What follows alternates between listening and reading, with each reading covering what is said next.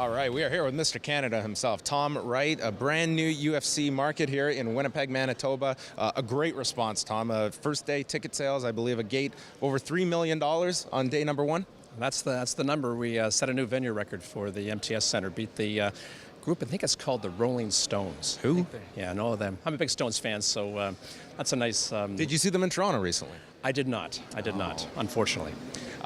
Obviously, some people disappointed a few of the fights that dropped off, but nonetheless, Roy Nelson on this card, who was not originally advertised. I guess, this is no stranger to yourself, Tom. Everyone has the memories of Calgary last year, but all things considered, it seems that a lot of people that I've spoken to in Winnipeg just very excited the UFC coming to town on Saturday night.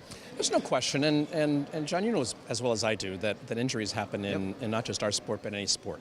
And you have to deal with it. And quite frankly, I'm really excited about this card. Hendo and Rashad are going to put on a great show. It's terrific having Big Country here. I think he's really going to be able to connect with this Winnipeg crowd, and Stipe is no slouch. We got the first ever women's bout, and Alexis Davis and Rosie Sexton, I think, are going to put on a great show. We've got 7 Canadians. It's going to be a terrific card, and you know what? I really am convinced that Winnipeg fans are not going to be disappointed. Yeah, it was interesting seeing at the open workouts earlier this week just the response specifically for Alexis Davis and, of course, Winnipeg's own Roland Delorme. It seems that, this audience, of course, gravitates towards Canadians, and I think Alexis Davis she really does have that kind of breakout potential, really, as being someone that a lot of people are going to focus upon of Port Colborne, Ontario. Yeah, and a lot of people have asked me, what are you looking forward to, fight-wise? And there's a lot of fights in this card I'm looking forward to, but I'm really looking forward to watching her fight. And Rosie is the number one fighter out of the UK. She's obviously very experienced, very talented. She's a smart woman, and I think that's going to be great. But this city is a sports town. I was at the Bombers game last night. Tough result for them, but the Jets own this city. It's a sports town, it's a fight town, and it's a world-class city, and it's a world-class venue, so it's going to be great. Big news last week with the official changing of the Canadian Criminal Code, including mixed martial arts. Just tell us, for yourself personally, you came in here where we couldn't even have shows in Ontario. What does this kind of mean to you personally, this landmark change that really does solidify mixed martial arts within the country of Canada?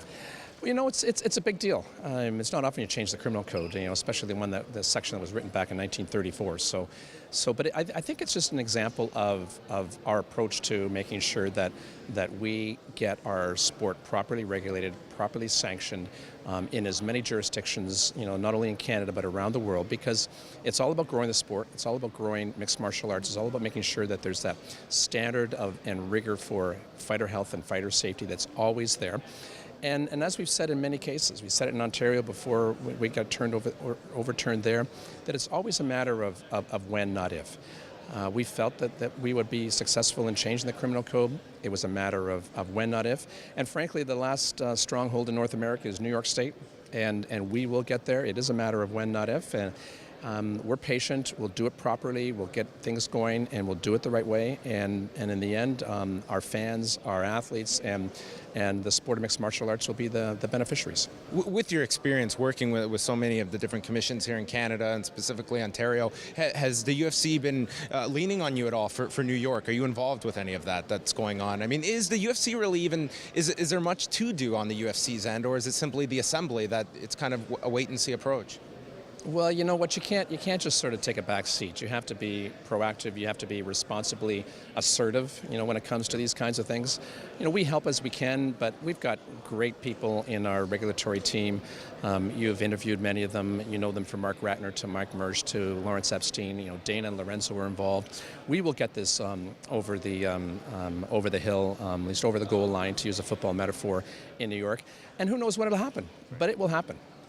How does the changing of the criminal code, will that have any impact on British Columbia, which has been a province that has had some issues in the past? Does that change anything in regards to BC and potentially going back there sooner than expected? Well, as you probably know, the BC legislature in Victoria passed Bill 50 last summer that established an athletic commission, and that commission is now in place. The new commissioner has been appointed. I'm actually going to meet him out here in Winnipeg. I think he's coming out tomorrow. Where it will change, I think, is that I think in cities like Vancouver, it will become less onerous for organizations to bring promotions and to bring cards to that city, because the indemnification requirements that were in place prior to the criminal code changing, and the insurance requirements that were in place that most promotions just couldn't afford, really are a thing of the past. And so I think it just helps the sport grow more quickly, more efficiently, and again on a very consistent regulatory framework, which is why we were hoping the BC government would change. And the BC government was waiting for this to happen. They kind of knew it was happening. Other impacts will be in places like Saskatchewan, where the provincial government there was waiting to see what happened in Ottawa. They're trying to decide whether to go the provincial route or the municipal route, and I've met with the sport minister. I've met with members of the sport committee there in Regina, and I'm pushing them on the provincial route. But in the end, they'll choose what they will choose, and we'll go from there. This, of course, will be the second Canadian show of the year, show number 3, September 21st in the Air Canada Centre, and the main event is going to be. Have you spoken to Dana yet? Oh, I have not. I thought you could break some news for us, Tom. Come on, I know that you wield a lot more political clout than you lead on. No, but you know what? Dana is the guy that makes those calls, and Dana's the guy that makes those announcements. And so, you can ask him, but you can't ask me. Well, you can ask me, and I can just tell you, and I'll answer you. My last question. I know Wednesday night you went through a triple overtime. We're against the Blackhawks or the Bruins this year. Who's coming out on top? I think the Hawks are. Actually, I want the Hawks to win. My daughter went to Northwestern University there, so I'm a Hawks fan. I think Chicago's a great town. And Boston beat my Leafs, so there are a lot of people in Toronto thinking, well, if Boston beat the Leafs, then they should take it all the way. But I want to see them Such a Toronto attitude that at least the people that beat us, maybe they can win it as a consolation. Yeah, but I want the Hawks. All right. Well, we are best uniform in pro sports. Agreed. UFC 161. It is coming up Saturday night, 10 p.m. Eastern on pay-per-view. Tickets are sold out, but available on pay-per-view.